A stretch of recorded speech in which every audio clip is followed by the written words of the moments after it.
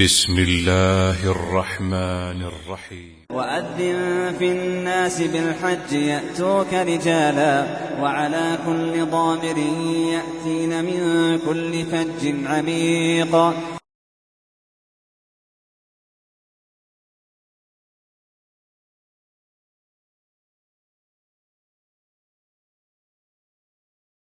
الرحيم.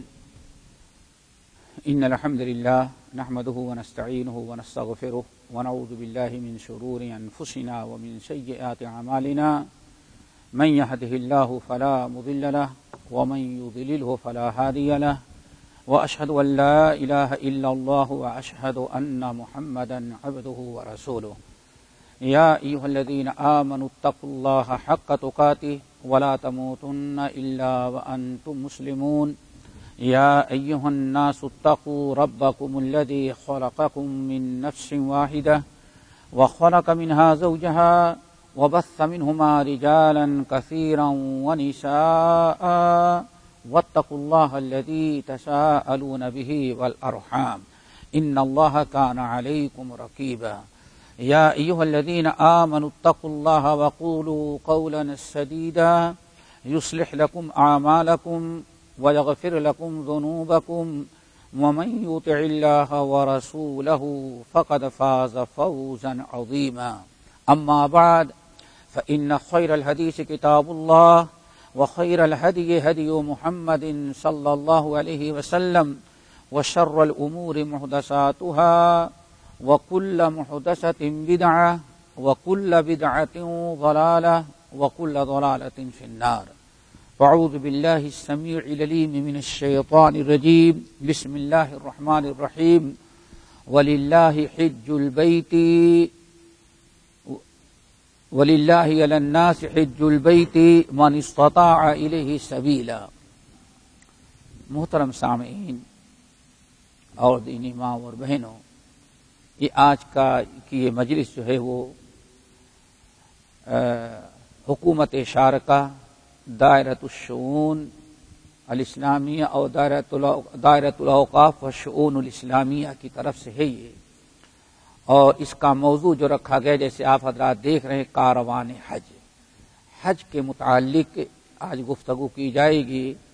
اور سب سے پہلے تو ہم اللہ تعالیٰ کا شکر ادا کرتے ہیں کہ ہمیں ایسی مجلسوں میں شامل ہونے، سننے اور کہنے کا موقع عطا فرمایا، اور حدیث کے مطابق کہ من لم یشکر الناس لم یشکر اللہ، جو بندوں کا شکر نہیں ادا کرتا وہ اللہ تعالیٰ کا شکر کہاں ادا کر سکتا ہے۔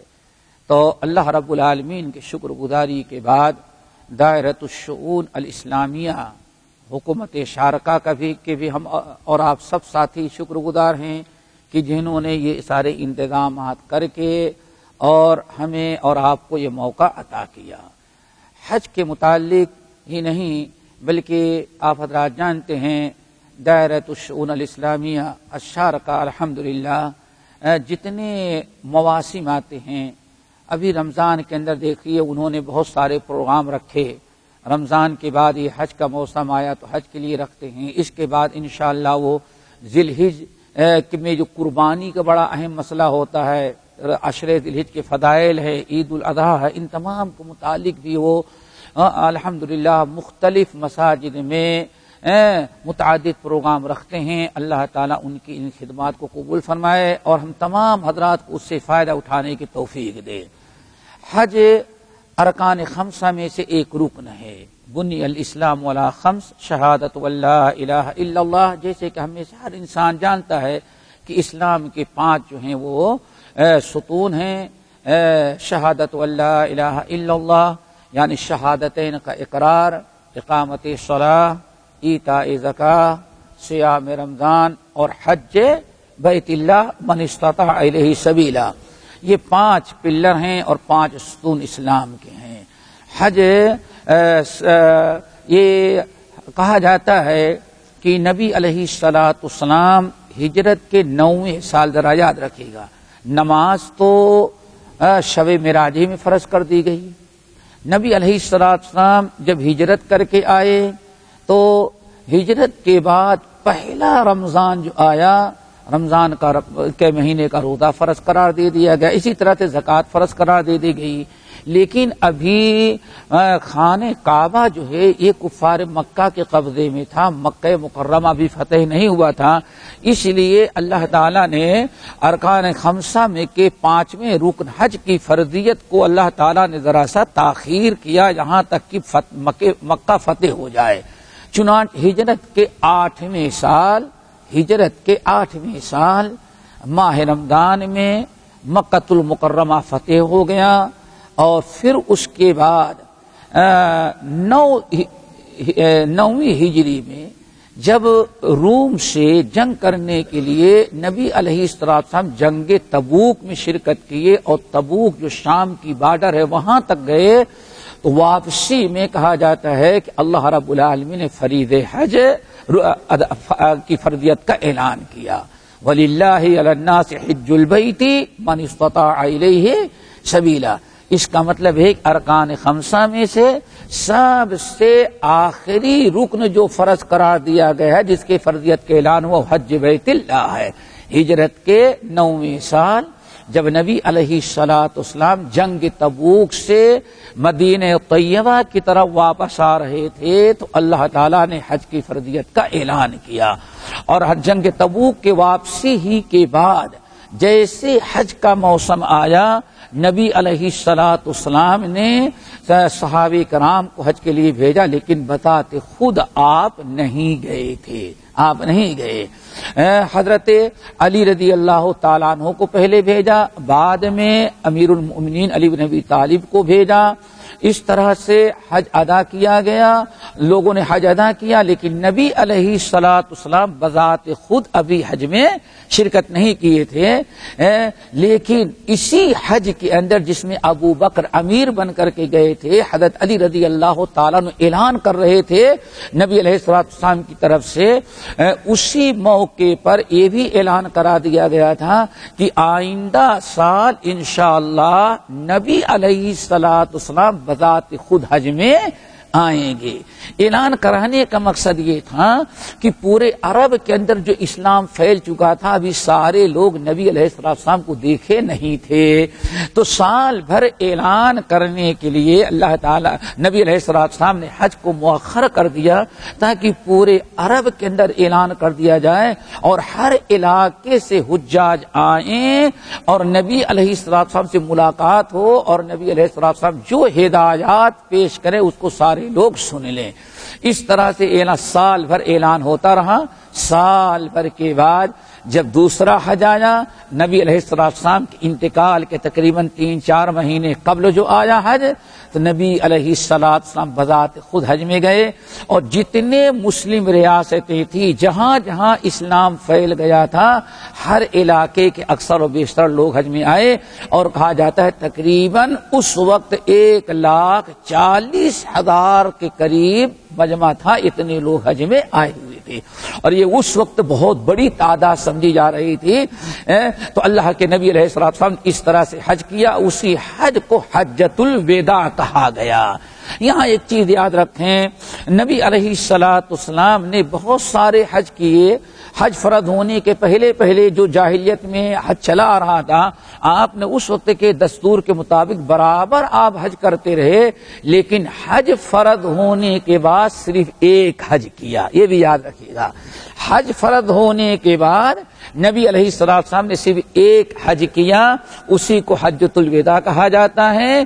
اور اسی حج میں نبی علیہ السلام نے اعلان کر دیا تھا، خذوا عنی مناسککم، خذوا عنی مناسککم، لوگوں ہم سے اپنے حج کا طریقہ سیکھ لو، لعلی لا القاکم بعد عامی ھذا، ممکن ہے کہ آئندہ سال ہماری تمہاری اب دوبارہ ملاقات نہ ہو. یہی نبی علیہ السلام کا آخری خطبہ تھا عرفات کا، اور یہی حجۃ الوداع کہا جاتا ہے. تو گویا کہ فرید حج کی فرضیت کے بعد نبی علیہ السلام نے حج اسلام صرف ایک کیا ہے، باقی فرید حج سے پہلے جو ہر سال حج کرتے رہے وہ حج ہے، اس حج کا کوئی انکار نہیں کر سکتا. حج کے متعلق پہلی چیز تو یہ سمجھیں کہ حج کا معنی کیا ہوتا ہے. عربی زبان میں اور حج کا معنی، حج کی تعریف اس لیے سمجھنا ہے کہ آج دنیا میں بہت سارے حج کی جگہیں مقرر کر لی گئی. کہیں کہا تھا چھوٹا حج، کہیں بڑا حج، کہیں کیا میڈیم حج، طرح طرح کے حج ہو گئے ہیں، سمجھ گئے نا. تو حج کیا ہے؟ حج کے معنی آتے ہیں قصد اور ارادہ کرنا. یاد رکھیے گا، حج کہتے ہیں، حج کے معنی قصد اور ارادہ کرنا. کسی چیز کا آپ ارادہ کرتے ہیں، کوئی چیز آپ سوچتے ہیں تو اس کو کہا جاتا ہے، کوئی عزم کر لیتے ہیں اس کو کہا جاتا ہے حج. لیکن شریعت کے اصطلاح میں حج کہتے ہیں وہ مخصوص سفر جو آپ مخصوص اعمال کرنے کے مقصد سے صرف خانہ کعبہ کا ارادہ کر کے جاتے ہیں، اس کو کہا جاتا ہے حج. تو حج ایک ہی حج ہے. حج کیا ہے؟ حج وہی ہے جو مکۃ المکرمہ میں ان اول بیت وضع للناس للذی ببکۃ مبارکا وہدی للعالمین فیہ آیات بینات مقام ابراہیم ومن دخلہ کان آمنا وللہ علی الناس حج البیت من استطاع الیہ سبیلا. یہ اللہ کے تعالیٰ نے آیتیں نازل کی ہیں. اب واضح ہو گئی بات کہ حج کہتے ہیں صرف اس سفر کو جو فرید حج ادا کرنے کی غرض سے اللہ کی رضا اور تقرب کے لیے مکۃ المکرمہ خانہ کعبہ کے قصد سے جو جاتے ہیں اس کو کہا جاتا ہے حج. اس لیے ہمارے بر صغیر میں جو بڑا مشہور ہے کہ فلاں جگہ گیا تو 7 مرتبہ گیا تو حج ہو جاتا ہے اور 2 مرتبہ گیا تو حج اصغر ہو جاتا ہے. حج کی کوئی جگہ نہیں، صرف ایک ہی جگہ ہے، 2 جگہ نہیں ہے. دنیا کے اندر پوری کائنات میں صرف مکہ مکرمہ میں خانہ کعبہ جو ہے وہیں حج کیا جا سکتا ہے، اس کے علاوہ حج کہیں نہیں ہو سکتا. اللہ تعالی ہم مسلمانوں کو فہم سلیم عطا کرے. حج کے اقسام، حج کہتے کس کو ہیں آپ نے سمجھ لیا. حج کی قسمیں کیا ہے؟ اللہ رب العالمین نے اپنے فضل و کرم سے کوئی ایک ہی طریقے کا حج مشروع نہیں قرار دیا، بلکہ مختلف اس کی قسمیں ہیں تاکہ ہر آدمی اپنے حالات، اپنے حاجت، اپنے ضرورت کے مطابق وہ حج کر سکے. حج کی 3 قسمیں ہیں. 3 قسمیں: حج قران، حج افراد اور حج تمتع. یہ 3 حج ہیں. حج افراد، حج قران، حج افراد اور حج تمتع، یہ 3 قسم کے ہیں. قران سب سے پہلی قسم حج کی. قران کہتے ہیں ملانے کو، کسی 2 چیزوں کو آپ ملا دیں اس کو کہا جاتا ہے قران. قران کہتے ہیں ملانے کو. حج قران اس حج کو کہتے ہیں کہ میقات پر پہنچ کر آدمی جب ارادہ کرے تو حج اور عمرہ.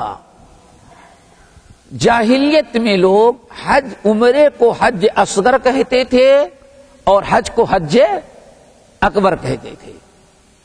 جاہلیت میں عرب کے لوگ عمرے کو حج اصغر اور حج کو حج اکبر کہتے تھے. تو میقات پر پہنچ کر کے انسان عمرے کی بھی نیت کر لے اور ساتھ ہی ساتھ حج میں کر لے. اب حج اور عمرے دونوں کو ایک ساتھ اس نے ملا دیا، اس لیے کہا جاتا ہے اس کو حج قران.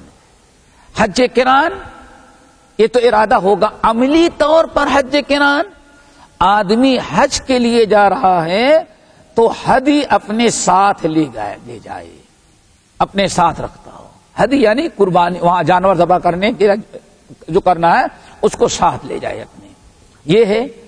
پھر آدمی حج کرے گا تو 2 حج اور عمرے دونوں کے ارکان وہ ایک ساتھ کرتا جائے گا. اس طرح سے مکہ پہنچ کر کے خانہ کعبہ کا طواف قدوم کر لے گا، چاہے تو صفا مروہ کی سعی کر لے، بال نہیں کٹائے گا، جانور نہیں ذبح کرے گا، احرام نہیں کھول سکتا. وہ جب تک فرید حج نہیں ادا کر لے گا طواف افاضہ تک، جب تک انسان اب حج کے ارکان نہیں ادا کرے گا تب تک وہ حالت احرام میں رہے گا۔ یہ حج بڑی سب سے بامشقت حج جو ہے وہ یہی ہے۔ کیوں؟ اس میں احرام سے لے کر کے جب تک حج سے فارغ نہ ہو جائے اس کو احرام ہی کی حالت میں رہنا ہے، اور ساری پابندیاں حج کی اس کے اوپر عائد رہتی ہیں۔ اس کو کہا جاتا ہے حج قران۔ دوسرا حج ہے حج افراد۔ افراد افراد یفرد افراد، عربی میں کہا جاتا ہے فرد واحد بولتے ہیں نا، فرد واحد، افراد یفرد افراد، اس کو کہتے ہیں اکیلے یکتا کرنا، بالکل ایک ہی ہونا چاہیے۔ حج افراد کس کو کہیں گے؟ جو بالکل حج قران کا اپوزٹ ہے، یعنی حج قران میں حج عمرے دونوں ساتھ، اور حج افراد میں صرف میقات پر جائے گا تو میقات پر صرف احرام باندھنے کے وقت صرف حج کا احرام باندھے گا، عمرے کی نیت نہیں کرے گا۔ اس میں عملی طور پر کیا فرق آئے گا؟ ایک تو نیت، دوسرے یہ کہ احرام باندھ کر کے مکہ چلا جائے گا، مکے میں طواف قدوم کر لے گا، چاہے تو صفا مروہ کی سعی کر لے، بس ویسے بیٹھا رہے گا وہ۔ اب حج والے دن حج کر کے جب فارغ ہوگا تب احرام کھولے گا، اس کے لیے قربانی نہیں ہے۔ وہاں جو جانور ذبح کرنا ضروری ہے، حج افراد میں حج جانور ذبح کرنے کی حد ضروری نہیں ہے، چاہے نفلی طور پر ذبح کرے اور چاہے تو ذبح نہ کرے، کوئی مدعا کا کوئی حرج نہیں۔ یہ ہے حج افراد، سب سے بظاہر آسان حج، اور سستا بھی کہہ دیں گے چونکہ قربانی کا پیسہ نہیں دینا ہے۔ نمبر 3 آخری حج، تیسری قسم جو ہے وہ حج تمتع۔ تمتع کہتے ہیں فائدہ اٹھانے کے لیے، قرآن میں یہ لفظ ہے اور اس طرح سے عربی بول چال میں تمتع فائدہ اٹھانا۔ حج تمتع جو ہے اس حج کو کہا جاتا ہے کہ انسان جب میقات پر گیا تو میقات پر جانے کے بعد پہلے احرام باندھے گا تو صرف عمرے کی نیت کرے گا، صرف عمرہ کرے گا۔ اس طرح سے میقات سے احرام باندھ کر کے عمرے کا جائے گا مکہ، پورا عمرہ مکمل کرے گا، طواف قدوم، صفا مروہ کی سعی، اور اس طرح سے حلق سر کے بال کٹانا۔ جب بال کٹا لے گا تو اس کا احرام عمرہ پورا ہو گیا، اب وہ حلال ہو گیا۔ احرام کی وجہ سے جتنی پابندیاں اس پر عائد تھیں اب ساری پابندی اٹھ گئی، اب اس کے لیے ساری چیزیں وہ حلال ہو گئی۔ اس کو کہا جاتا ہے حج تمتع۔ لیکن ابھی صرف عمرہ کیا ہے، اب عمرہ کر کے جب فارغ ہوا تو یوم الترویہ 8 ذی الحجہ تک وہ فائدہ اٹھاتا رہے گا۔ ہر وہ چیز جو احرام کی وجہ سے حرام ممنوع قرار دے دی گئی تھی وہ ساری چیزیں اس کے لیے حلال کر دی گئی ہیں، اس لیے فائدہ اٹھا رہا ہے سفر حج میں بھی، اس لیے اس کو حج تمتع کہا گیا۔ اور 8 ذی الحجہ یوم الترویہ کو اب مکے ہی سے نیا پھر دوبارہ احرام باندھے گا اور صرف حج کی نیت کرے گا، اور اس کے بعد وہ حج پورا کرے گا۔ احرام باندھ کر کے مینا سے عرفات، عرفات سے مزدلفہ سے پھر مینا سے رمی جمرات اور طواف افاضہ کر لے گا تو اس کا حج مکمل ہو جائے گا۔ تو یہ حج تمتع کہا جاتا ہے، چونکہ حج اور عمرے دونوں کے درمیان وہ فائدہ اٹھاتا ہے، رخصت مل جاتی ہے اس کو۔ اور تینوں جو اقسام حج کی ہیں ان میں سب سے افضل حج یہی ہے۔ کون سا حج؟ حج تمتع۔ اسی لیے نبی علیہ الصلوۃ والسلام نے جب مکہ پہنچ گئے، حج کر لیا، تو آپ کو جبرائیل امین نے جب اطلاع دی، سفر حج میں بھی بتایا، بعد میں بتایا، تو نبی علیہ الصلوۃ والسلام نے کچھ لوگوں کو حکم دیا کہ احرام حج کر، جو لوگ حج قران کر رہے ہیں اپنا احرام کھول کر کے عمرہ کر لیں، پھر آئندہ احرام باندھ کر کے حج کریں، سمجھ گئے نا. لیکن اللہ کے رسول نے ارشاد فرمایا بڑے افسوس کے ساتھ، لو استقبلت من امری مستدبرت لما سقط الحدیہ، لوگوں میں تو مجبور ہو گیا ہوں، میں وہیں سے قربانی اپنے ساتھ لے کر کے آیا ہوں. لو استقبلت مستدبرت. اب جس چیز کی فضیلت اب ہمیں معلوم ہوئی ہے، یہی پہلے ہم کو معلوم ہو گئی ہوتی تو ہم بھی حج تمتع ہی کیے ہوتے، اپنے ساتھ جانور لے کر نہ آتے. اسی لیے ان احادیث سے پتا چل گیا کہ حج تمتع افضل الحج ہے. اور آج انشاءاللہ اس اجتماع میں حج تمتع ہی کا طریقہ پیش کیا جائے گا، چونکہ ہمارے یہاں کے اکثر لوگ بلا کسی تفریق کے، کسی بھی امام کے ماننے والے ہو یا کسی بھی مذہب سے ان کا تعلق ہو، اکثر و بیشتر لوگ حج تمتع ہی کرتے ہیں، اور اسی لیے حج تمتع ہی کے طریقے پر اکتفا کیا جائے گا. لیکن حج تمتع کا طریقہ شروع کرنے کے پہلے ضروری ہے کہ حج کن پر فرض ہوتا ہے، اس فرضیت کے شرائط کیا ہے. کیا ہر انسان پر فرض ہوتا ہے؟ چونکہ ارکان خمسہ میں آپ ذرا غور کریں گے، شہادتین کے اقرار بھی ہر ایک پر فرض ہے، زکوٰۃ جس کے اوپر جو صاحب نصاب ہو جائے اس پر فرض ہو گئی ہر سال، اور روزہ امیر پر بھی فرض ہے اور غریب پر بھی فرض ہے. لیکن حج سب پر فرض نہیں ہے. حج کے فرض ہونے کی 5 شرطیں ہیں.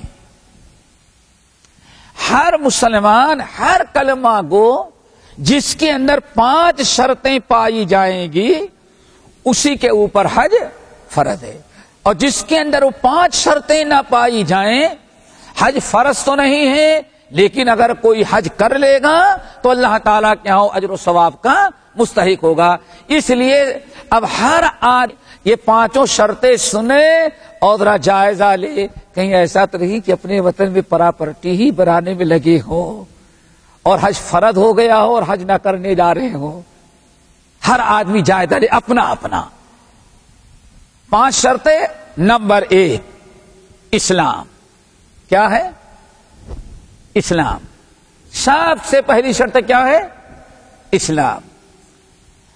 غیر مسلم ہوگا اس پر حج فرض ہی نہیں، اور وہ حرم میں جانا بھی چاہے تو واپس لوٹا دیا جائے گا. سمجھتے ہیں لوگ، ترستے رہ گئے لیکن نہیں جا سکتے.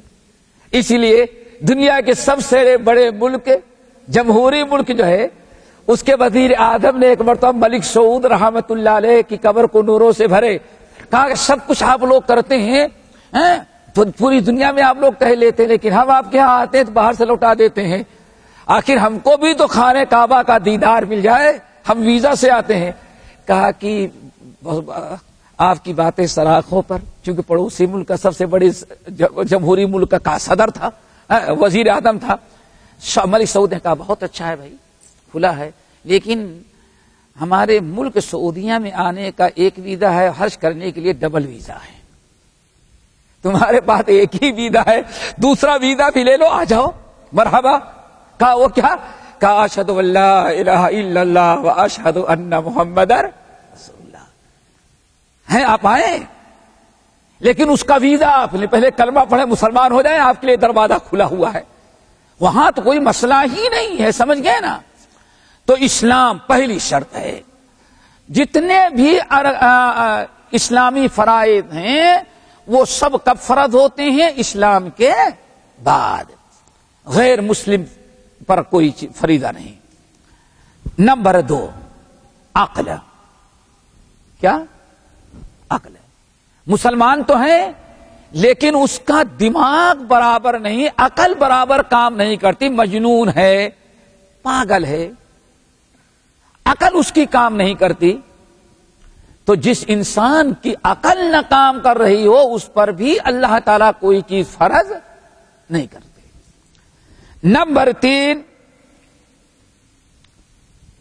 استطاعت. استطاعت استطاعت کس کو کہتے ہیں؟ استطاعت یہی استطاعت وہ شرط ہے جس کا تذکرہ قرآن پاک میں ہے. وَلِلَّهِ عَلَى النَّاسِ حِجُّ الْبَيْتِ مَنِ اسْتَطَاعَ إِلَيْهِ سَبِيلًا. لوگوں پر حج بیت اللہ فرض قرار دیا گیا ہے لیکن سب کے اوپر نہیں فرض. مَنِ اسْتَطَاعَ إِلَيْهِ سَبِيلًا، جو وہاں تک پہنچنے کی طاقت اور استطاعت رکھتا ہو. نبی علیہ السلام سے پوچھا گیا یا رسول اللہ استطاعت کا کیا مطلب ہے؟ آپ نے فرمایا الزاد والراحلہ. الزاد والراحلہ. استطاعت کا مطلب یہ ہے، دو تو شرطیں ہو گئی، اسلام، عقل اور تیسری چیز استطاعت. استطاعت کا مطلب یہ ہے کہ انسان جہاں رہتا ہے وہاں سے لے کر کے مکۃ المکرمہ تک پہنچنے کے لیے اس کے لیے توشہ، اس کے پاس توشہ ہو، کھانے پینے کا سامان ہو. اسلام یہ نہیں چاہتا کہ آپ چلیں گے، کھلانے پلانے کا مالک تو اللہ تعالیٰ ہے، اپنے سے انتظام کر کے جائیں. سمجھ گئے نا؟ الزادو جس کو توشہ کہا جائے، توشہ. نمبر 2 الراحلہ، سواری کا انتظام ہونا چاہیے. آپ جہاں رہتے ہیں وہاں سے لے کر کے مکہ مکرمہ تک آپ کے سواری کا انتظام ہو جائے. آپ کی اپنی سواری ہو یا ٹکٹ لینے کی طاقت آپ کے پاس ہو. سمجھ گئے نا؟ یہ دونوں چیزیں اگر کسی آدمی میں اکٹھا ہوتی تو اس کو کہا جاتا ہے استطاعت. الزاد والراحلہ، توشہ ہو اور ساتھ ہی ساتھ کیا ہونا چاہیے؟ سواری کا انتظام ہونا چاہیے. نمبر 4 3 ہو گئی نا. نمبر 4 حریت. حریت سمجھ گئے نا؟ حریت. حریت کس کو کہتے ہیں؟ حریت آزادی. آج تو دنیا میں 2 قسم کی آزادی، معلوم کہ نہیں معلوم؟ ایک ملک کی آزادی، ایک دین کی آزادی. دین کی بھی آزادی نہیں، ساری لڑائی تو دین کی آزادی کے لیے ہے. دین کی آزادی نہیں، دنیا کی آزادی. انسان کی ذات آزاد ہو، کسی کا غلام نہ ہو. اگر اللہ تعالی غلام پر فرض کر دیتا حج، غلام پر حج فرض کر دے اور آقا کے پاس کام ہے تو آقا کا حرج ہوگا، نقصان ہوگا، اسی لیے غلام پر حج فرض نہیں کیا، الا یہ کہ آقا اس کو اجازت دے دے. سمجھ گئے نا؟ یہ حریت. نمبر 5 اور آخری شرط جو ہے وہ بلوغت.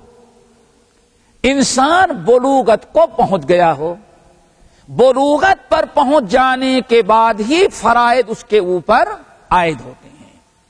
بالغ ہو گیا ہو. لیکن اگر بالغ نہیں ہوا ہے پھر بھی وہ فرائض ادا کرتا ہے. جیسے نماز ہے، نماز تو 7 سال سے بچے کو حکم دیا جائے گا کہ پڑھو. اللہ کے رسول فرمائے 7 سال کا بچہ ہو جائے تو ماں باپ پر ضروری ہے کہ بچے کو نماز کا حکم دے. اور 10 سال کا ہو جائے اور بچہ نماز کی پابندی نہیں کرتا تو وَضْرِبُوهُمْ عَلَيْهَا، پھر ذرا سا تھپڑ مارو تاکہ آئندہ چھوڑنے کی ہمت نہ کرے. سمجھ گئے نا؟ عادت پڑھائی جائے گی لیکن فرض جو ہوتی ہے نماز کب؟ بلوغت کے بعد. ایسے ہی روزہ، ایسے ہی حج. لیکن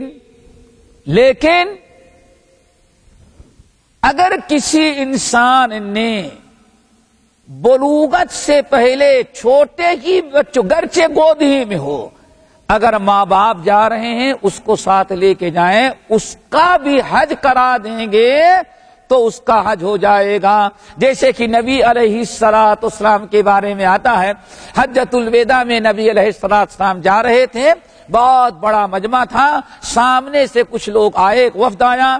آپ نے پوچھا من القوم، آپ کون سے، آپ کہاں کے رہنے والے ہوں؟ تو ان لوگوں نے کہا ہم فلاں جگہ کے رہنے والے ہیں. تو ان لوگوں نے کہا آپ کون ہیں؟ وہ لوگ بھی اللہ کے رسول کو نہیں پہچانتے. آپ کون ہیں؟ تو فرمایا انا رسول اللہ، میں تو اللہ کا رسول ہوں. اتنے میں ایک عورت اپنے گود میں چھوٹا سا بچہ تھا، اٹھائے اس نے، یا رسول اللہ ابنی ھذا حج، یہ میرا چھوٹا سا بچہ بھی دیکھے گا ہمارے میں، چھوٹا سا گود میں ہے، کیا اس کا بھی حج ہوگا؟ آن فرمایا نعم لہو حج ولک اجر، اگر حج کراؤ گی تو حج ہو جائے گا لیکن اجر تم کو ملے گا. تو کوئی بچوں کو لے گیا کروا لے گا تو جو کہتے ہیں ایک تیر سے، مثل مشہور ہے نا، ایک تیر سے دو شکار، بلکہ تیر کو کہا تو تیر حج، چار بچوں کو رہتا ہے 4 حج کا ثواب ملے گا. تو یہ باعث اجر و ثواب ہے، اس میں کوئی متاقہ کوئی حرج نہیں ہے. نبی علیہ الصلوۃ والسلام نے ارشاد فرمایا رفع القلم عن 3، 3 قسم کے آدمی ہیں جن سے اللہ نے قلم کو اٹھا لیا ہے. وہ کچھ کرتے ہیں گناہ ثواب نہیں ہے. نمبر 1 عن الصبی حتی یحتلم، بچہ جب تک بلوغت کو نہ پہنچ جائے. آئی بات سمجھ میں؟ یہ شرطیں قرآن و حدیث سے ثابت ہے، 5 شرطیں قرآن و حدیث سے. وعن النائم حتی یستیقظ، اور سویا ہوا انسان جب تک بیدار نہ ہو جائے. نمبر 3 وعن المجنون حتی یفیق، وہ انسان جس کی عقل خراب ہو گئی ہو، جب تک اس کی عقل درست نہ ہو جائے، صحیح سوجھ بوجھ نہ آ جائے، تب تک اس پر کوئی چیز فرض نہیں. اللہ نے اس سے قلم اٹھا رکھا ہے. یہ 5 شرطیں ہیں. اب ہم میں سے ہر آدمی ذرا سوچے کہ ہمارے اوپر حج فرض ہے یا فرض نہیں ہے. اب آئیں نبی علیہ الصلوۃ والسلام کی حدیث، آپ نے ارشاد فرمایا من ملک زادا وراحلۃ، جس انسان کے پاس اتنا توشہ آ گیا، سواری آ گئی، جس سے خانے کعبہ کا حج کر سکے، فلم یحج، لیکن پھر بھی حج نہ کیا، فلا علیہ ان یموت یہودیا او نصرانیا، پھر اب کوئی فرق نہیں پڑتا کہ وہ یہودی بن کر کے مرتا ہے یا عیسائی بن کے مرتا ہے.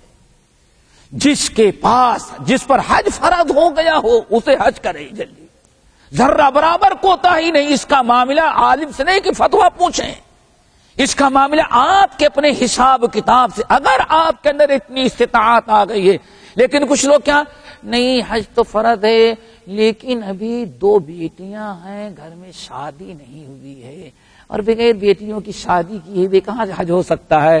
شیطان نے اچھے کام سے بڑا اچھا فارمولہ عطا کر دیا.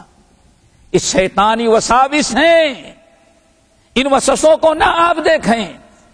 آپ کی بچیاں جوان ہو گئی ہیں، رشتہ نہیں مل رہا ہے، آپ انتظار کریں، ڈھونڈتے رہیں، لیکن حج اگر فرض ہو گیا ہے تو بچیوں کی شادی نہ، بغیر شادی کے رہنے کی وجہ سے آپ سے فرضیت حج ساقط نہیں ہوگا. آپ کو حج کرنا پڑے گا. اللہ کے بندے حج کرو، اللہ نے استطاعت دی ہے، بچیوں کو بھی لے کے جاؤ اور وہاں دعا کرو، شاید کہ خانے کعبہ میں اللہ دعا قبول کرے، سارا معاملہ آسان ہو جائے. تو یہ عقیدہ، یہ نظریہ شیطان نے کچھ ایسا وسوسہ ڈال دیا ہے کہ فلاں کام فلاں کام فلاں کام یہ ہو جائے گا، تب کریں گے، وہ کریں گے. اللہ اکبر. نبی علیہ الصلوۃ والسلام نے حدیث کے اندر ارشاد فرمایا جس انسان پر حج، تم میں سے جو انسان تم میں سے جس پر حج فرض ہو گیا ہے، استطاعت آ چکی ہے، فلیتعجل، وہ حج کرنے میں ذرا جلدی کر لے. کہیں ایسا نہ ہو کہ ٹال مٹول کریں، آئندہ تو جو مال ہے وہ ختم ہو جائے، جو سواری ہے وہ ختم ہو جائے، اور حج فرض ہو گیا تھا لیکن آپ نے نہیں کیا، اب کرنا چاہتے ہیں کہ استطاعت ختم ہو چکی ہے. اور ایسے بڑے حالات آتے رہتے ہیں. آج کا ملیونوں کا کاروباری جو ہے ممکن ہے آئندہ سال وہ کسی اور حالت میں آپ اس کو دیکھیں. تو جو اللہ نے موقع دیا آپ نے فرمایا من اراد منکم الحج فلیتعجل. تم میں سے جو انسان حج کا ارادہ کرتا ہے سب سے پہلے حج کرے، جلدی کرے حج کرنے میں. کہیں اگر تاخیر کیا تو ممکن ہے جس مال و دولت کے بلبوتے پر حج کا ارادہ کہ وہ ساری چیزیں کہیں کسی حادثے کا شکار ہو جائے. ہم پوچھتے ہیں اگر ذرا غور کریں نیپال میں جو زلزلہ آیا، ہزاروں مسلمان اگر حج کا ارادہ فرض کر رہا ہو، ارادہ رکھتے ہو رہے ہو آئندہ سال جائیں گے، نہیں سال اور فلاں پراپرٹی بک رہی خرید لو آئندہ سال چلے جائیں گے، ایسے بہت سارے لوگ کرتے ہیں. ذرا ٹھنڈے دل سے بتائیں آج حج آنے کے وقت آج ان کا دنیا میں نام و نشان باقی نہیں رہ گیا ہے. اسی لیے آپ نے فرمایا من اراد منکم الحج فلیتعجل. تم میں سے جس کو حج کرنا ہے فی الفور حج کر لے، زیادہ تاخیر نہ کرے. آنے والا وقت کیسے رہے گا یہ کسی کا کو علم نہیں ہے. یہ تو 5 شرطیں معلوم ہو گئی: اسلام، عقل، حریت، استطاعت اور بلوغت. لیکن اگر عورت ہے تو عورتوں پر حج فرض ہونے کے لیے 5 شرطیں نہیں ہیں بلکہ 6 شرطیں ہیں. یہ 5 شرطیں تو ہے ہی ہیں عورت پر: عقل، بلوغت، حریت، استطاعت اور اسلام، سب ہے شرطیں. لیکن اگر عورت ہے یہ 5 شرطیں ہونے کے باوجود بھی عورت پر اس وقت تک حج فرض نہیں ہوگا جب تک کہ 6ٹھی چیز نہ اس کے اندر آ جائے. وہ کیا ہے؟ محرم کا ہونا. محرم کا ہونا. محرم جانتے ہیں نا؟ محرم کا مطلب ایسا مرد اس کے ساتھ ہو جس سے ہر حالت اور ہر وقت اس سے شادی حرام ہو. چونکہ جو ہوتے ہیں یہ آج محرم جو ہیں وہ 2 طرح کے ہیں. ایک تو ہے وقتی. وقتی کیا کہتے ہیں؟ ٹمپریری. انگلش میں کیا کہتے ہیں؟ ٹمپریری. اور ایک ہے دائمی. دائمی. دائمی کون ہے؟ حرمت علیکم امہاتکم، یہ ساری چیزیں. باپ، بھائی، چچا، ماموں سمجھ گئے نا، بیٹا، داماد، یہ سارے یہ کون ہے؟ محرمات ابدی. ان کو کہا تھا محرمات ابدیہ. اور ایک ہیں حرام تو نہیں ہے لیکن وقتی طور پر، ٹمپریری طور پر وہ حرام ہے. کون ہے وہ؟ کیا کہتے ہیں؟ سسٹر ان لا یا برد. کیا سمجھے؟ سمجھ گئے نا؟ نہیں واقعی جب تک آپ کی بیوی آپ کی زوجیت میں ہے آپ کی سالی آپ کے لیے حرام ہے، ٹھیک ہے نا؟ جب تک آپ کی پھوپھی زندہ ہے، آپ کی بیوی آپ کی زوجیت میں ہے، واقعی آپ کی پھوپھی جب تک آپ کی بیوی زندہ ہے آپ کی پھوپھی آپ پر تو حرام ہے، بیوی کی پھوپھی آپ پر حرام ہے. جب تک آپ کی بیوی زندہ ہے بیوی کی خالہ آپ پر حرام ہے. لیکن یہ وقتی حرمت ہے. اگر بیوی کو طلاق دے دیے یا مر گئی تو وہ محرمات آپ کے لیے کیا ہو جاتی ہیں؟ حلال ہو جاتی ہیں.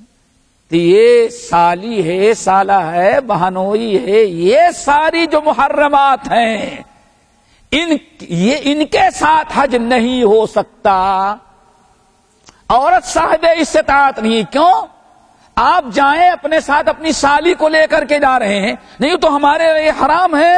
حرام تو ہے لیکن کب تک؟ جب تک آپ کی بیوی زندہ ہے یا اور آپ کی زوجیت میں ہے. اگر آج آپ اپنی بیوی کو طلاق دے دیں، اللہ نہ کرے کوئی اور حادثے میں ختم ہو جائے، کل آپ کی سالی جو آج آپ کے لیے حرام ہے کل وہ آپ کے لیے کیا ہو گئی؟ وہ حلال ہو گئی. تو محرمات سے مراد محرمات ابدیہ ہے، ایسی حرمت جو مرتے دم تک دنیا میں قائم رہتی ہے، کبھی عورت اس کے لیے حلال نہیں. ایسے محرم کا ہونا بہت ہی ضروری ہے. کیوں؟ آپ نے ساتھ فرمایا لا یحل لامرأۃ، کسی عورت کے لیے حلال نہیں کہ وہ سفر کرے مسیرۃ یوم ولیلۃ، اتنی دور جتنے میں انسان رات میں سفر کر لیتا ہے یا دن میں سفر کر لیتا ہے. اور وہ پیدل کے سفر ہے نہیں پلین والا. ورنہ کچھ لوگ تو حجت بازی ہوتی نا، ارے مولوی صاحب نے کہا کہ رات بھر کا سفر، تو پاکستان سے تو جدہ کے لیے صرف 2.5 گھنٹے. نہیں، مسافت کیا ہے؟ ایک انسان پیدل جتنی دور چل سکتا ہے رات بھر میں، اتنا لمبا جانا ہے. تو اللہ کے رسول نے فرمایا کسی بھی عورت کے لیے بغیر محرم کے سفر کرنا جائز نہیں. الا معها ابوها او زوجها، محرم ہو یا اس کا اپنا شوہر ہو. اگلی بات سمجھ میں، محرم کو ہونا. لیکن ہمارے ہند پاک میں لوگ چونکہ حلالہ کے بڑے عادی ہیں، کہا جاتا ہے جو چیز کہیں نہ بنتی ہمارے ہاں کے لوگ اس کو بنا لیتے. جگاڑ لگانا کیا کہتے ہیں؟ جگاڑ لگانا. اب کیا کیا؟ حج میں بھی جگاڑ لگانے کے عادی ہو گئے. ہمارے یہاں جو کارواں والا ہے، قافلے والا، وہ بہت ہوشیار ہے. وہ سمجھتا ہے ایک کسٹمر ختم ہو رہا ہے. نہیں، ہمارے یہاں محرم کا بھی انتظام ہے. محرم کو کیا ہے؟ ایک آدمی جاتا ہوگا، صاحب آئے، یہ ہے اس کا شوہر، اس کا بیٹا نہیں کوئی، ہم اس کو آپ کی بہن بنا دیں، بس اب سسٹر اور بردر کا رشتہ قائم ہو گیا. اللہ نے تو نہیں، اس بدبخت نے ایک دوسرے کے درمیان حرمت کو ختم کر دیا. اور یہ سب اس کا مسئلہ ہوتا ہے، اور ایسا کرنا ہی ناجائز تو حرام ہے. یہ جو حرمت قائم کی جاتی ہے، نہیں سفر حج کے لیے ہم نے ایک دوسرے کو حلال کر دیا ہے. ارے تو کون ہوتا ہے حلال کرنے والا؟ سمجھ گئے نا میرے بھائی؟ یہ جو بہانہ ہمارے ہاں بنا لیا گیا ہے، اور ایک عرصے تک یہاں بھی لوگ کرتے رہے، حکومت کو پتا چلا تب رشتہ دیکھنا شروع کیا. نہیں یہ میری بہن ہے، وہ لے کے چلی جاتی تھی.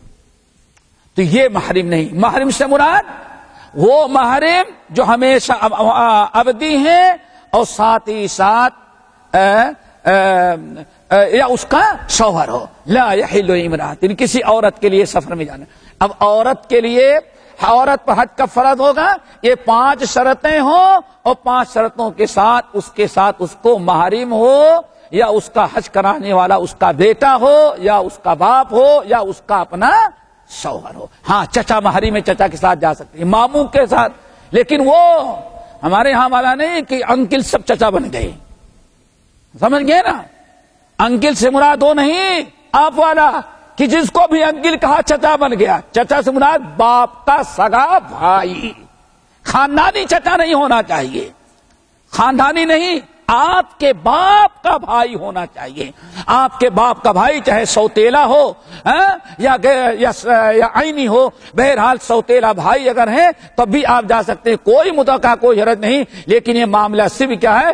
خونی رشتہ ہو حرمت کا، یہ باہر کا چچا نہیں ہونا چاہیے. یہ 6 شرطیں ہیں عورتوں کے لیے. جب تک یہ شرطیں نہیں ہوگی عورت پر حج فرض نہیں. اب بہت ساری عورتیں یا بہت سارے لوگ کہتے ہیں تو کیا اس کا مطلب استطاعت کے باوجود عورت حج ہی نہ کرے؟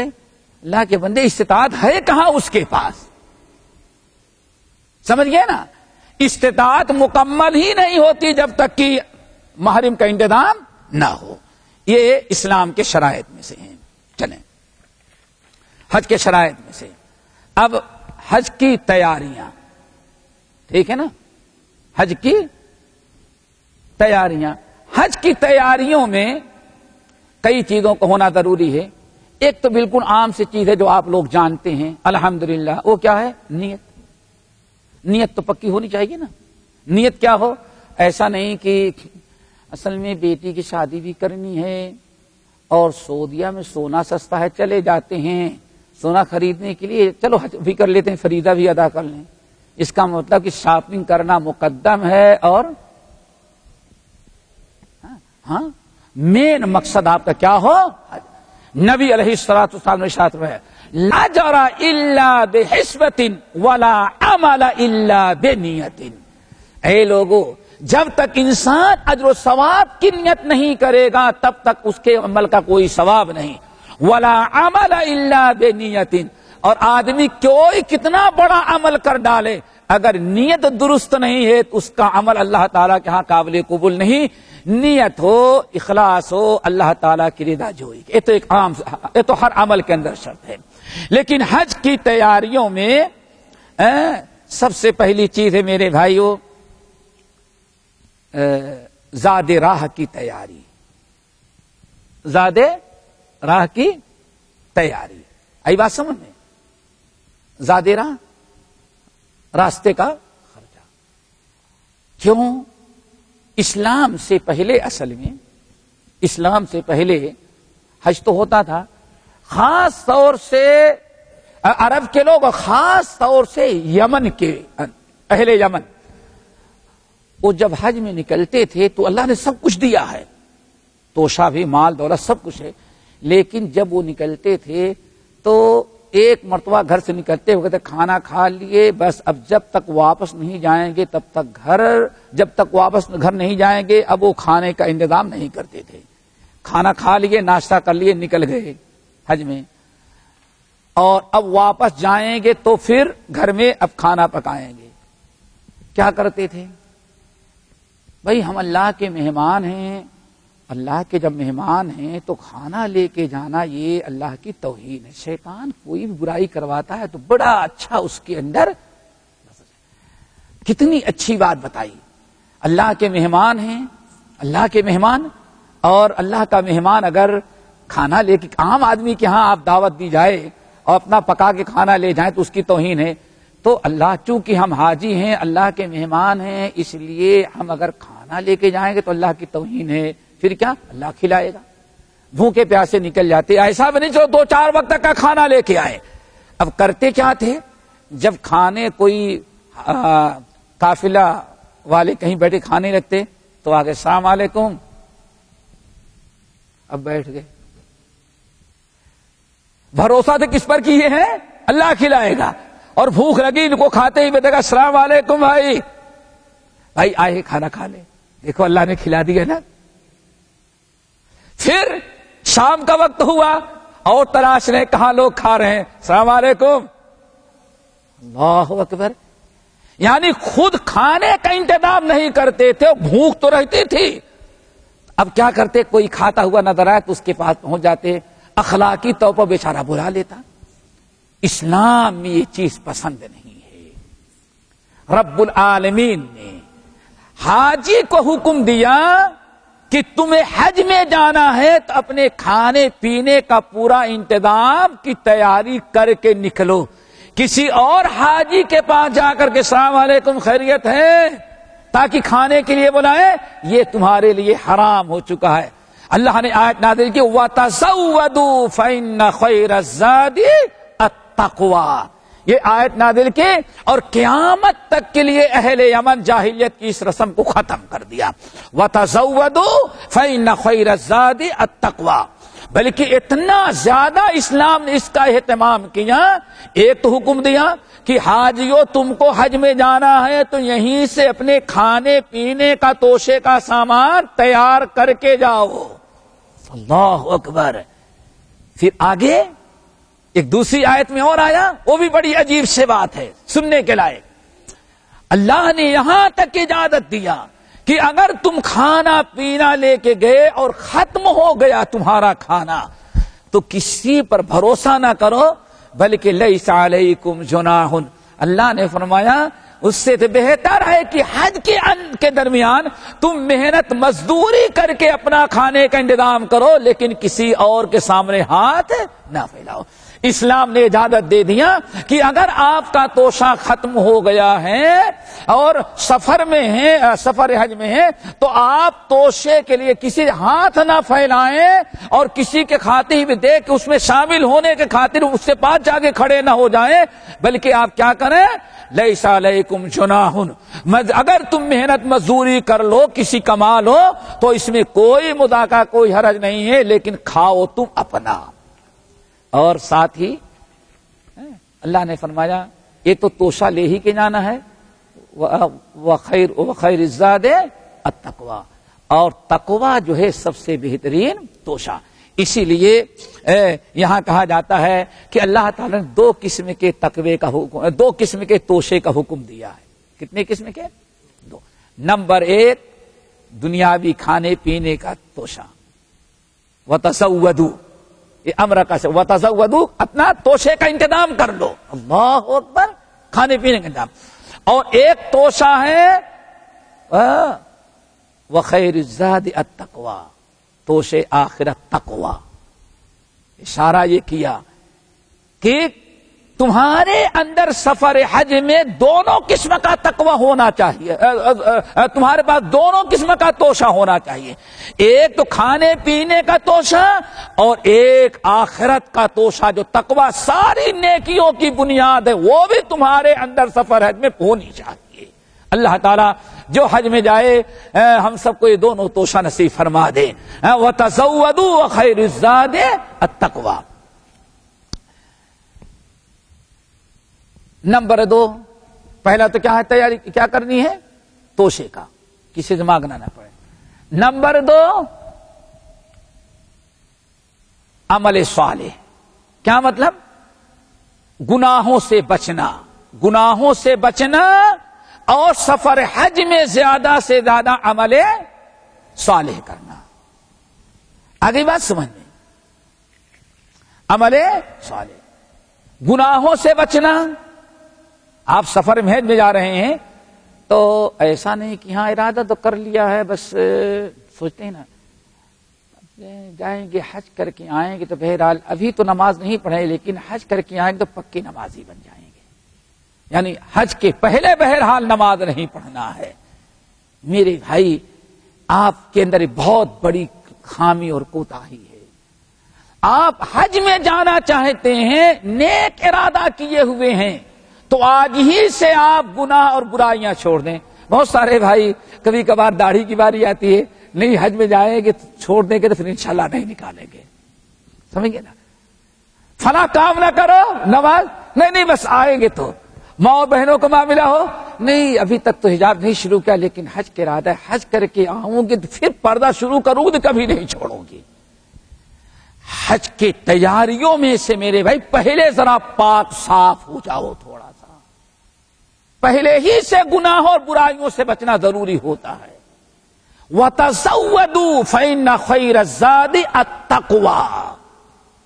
یہاں اللہ تعالیٰ نے ایک طرف توشے کا حکم دیا تو دوسری طرف یہ بھی حکم دیا کہ ہاں تقوی اپنے اندر پیدا کرو، اور تقوی کیا ہے؟ جب تک انسان برائیوں کو ترک نہ کر دے تقوی ہو ہی نہیں سکتا اس کے اندر۔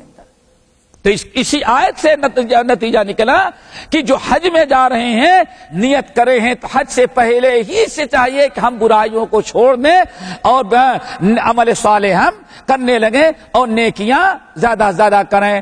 حج تلاوت قرآن ہے، سبحان اللہ، الحمدللہ، جتنی عبادتیں ہیں بہرحال ان کو زیادہ سے زیادہ کرنے کی کوشش کرو۔ نمبر دو ہو گئے نا۔ نمبر تین قرض کی ادائیگی۔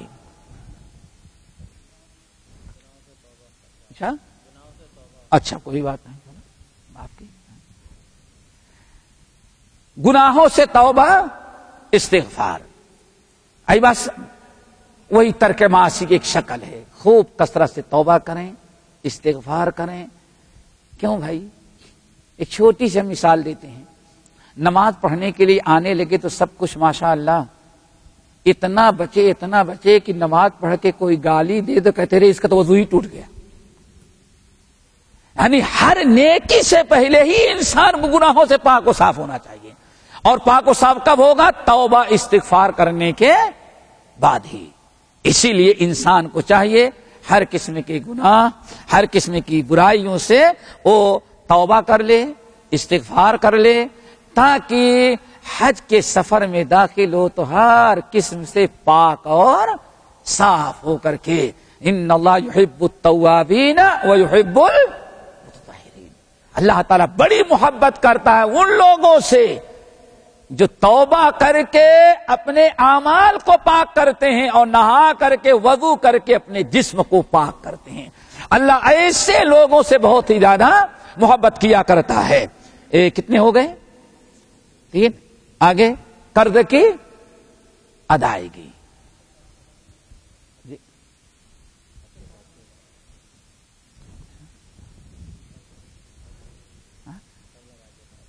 اچھے، چلو سبھی لکھا ہے نا اس میں، اچھے ساتھی۔ اللہ اکبر!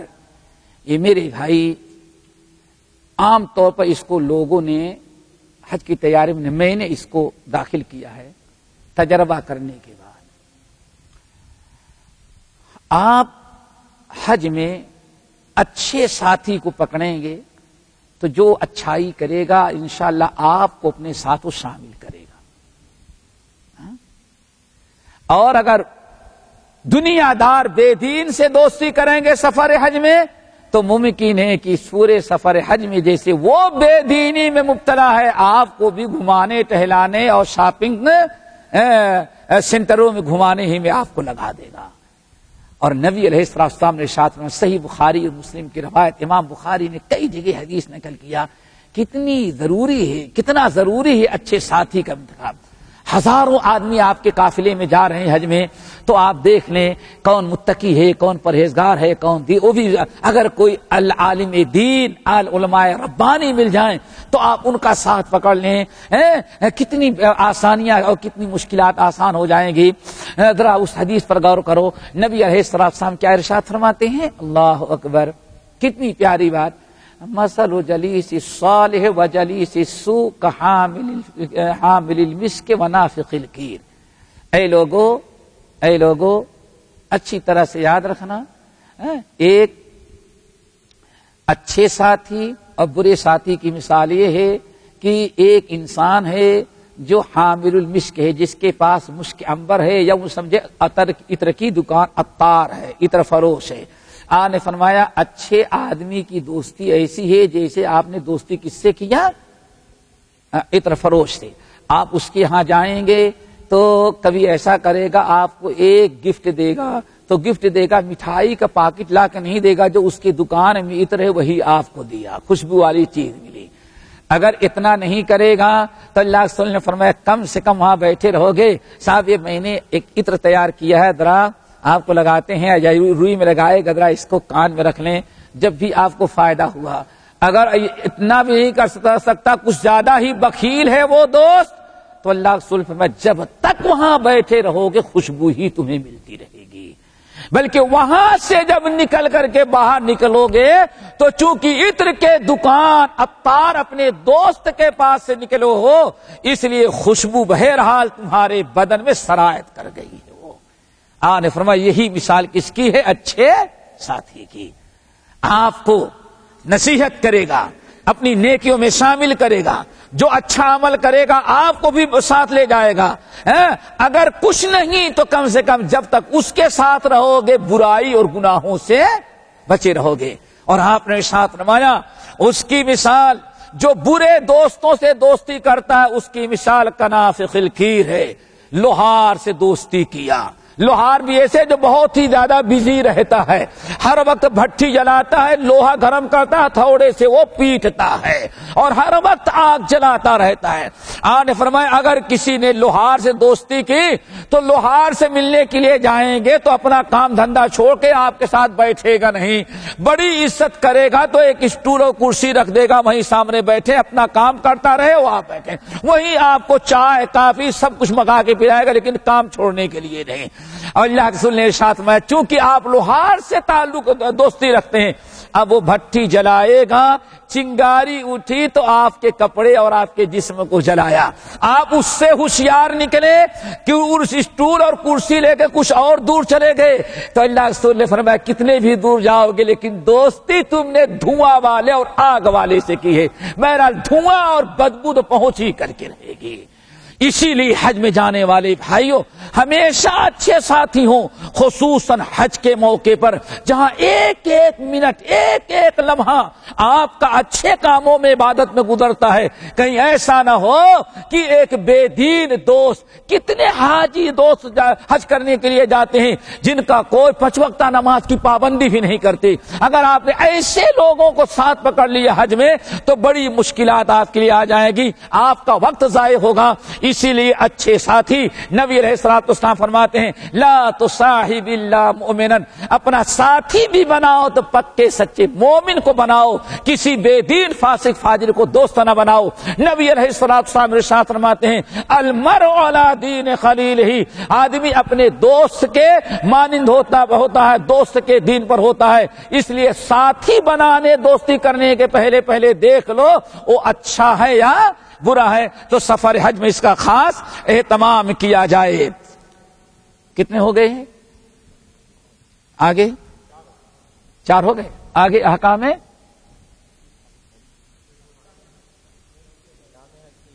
حج، ہاں احکام حج جی دونوں ہیں، کوئی بات نہیں۔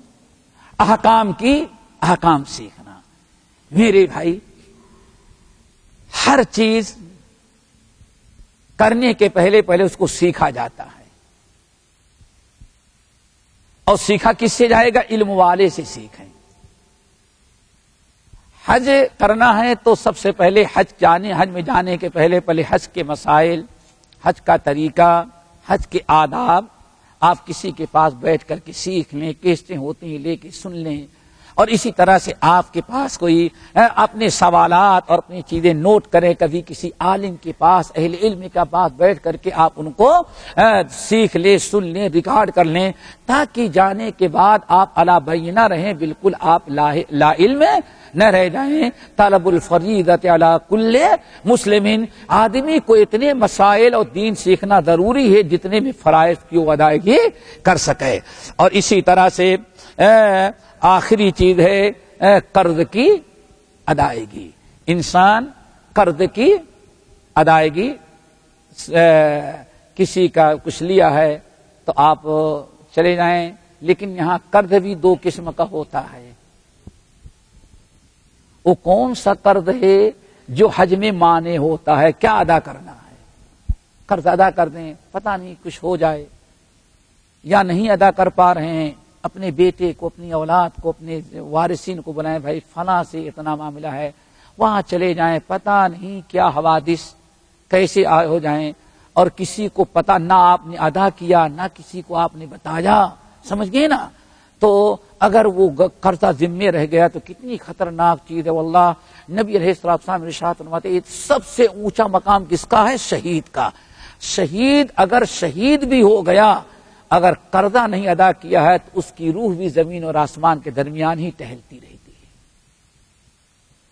نبی علیہ اتنا بڑا فریضہ آپ ادا کریں، سفر حج میں کچھ ہو جائے تو مشکلات ہیں، اس لیے قرض کو ادا کر دیں، سمجھ گئے نا؟ قرض ادا کریں، اور آپ جو ہے اگر نہیں ادا کر رہے ہیں تو کوئی نہ کوئی آپ کا ذمہ دار بن جائے، بھائی ہاں آپ بتا دیں، اس کو گواہ بنا دیں یا لکھ کر کے دے دیں کہ بھائی اگر کوئی معاملہ ہوا تو اس طرح سے ان سے لے لینا، یہ کرنا ضروری ہے۔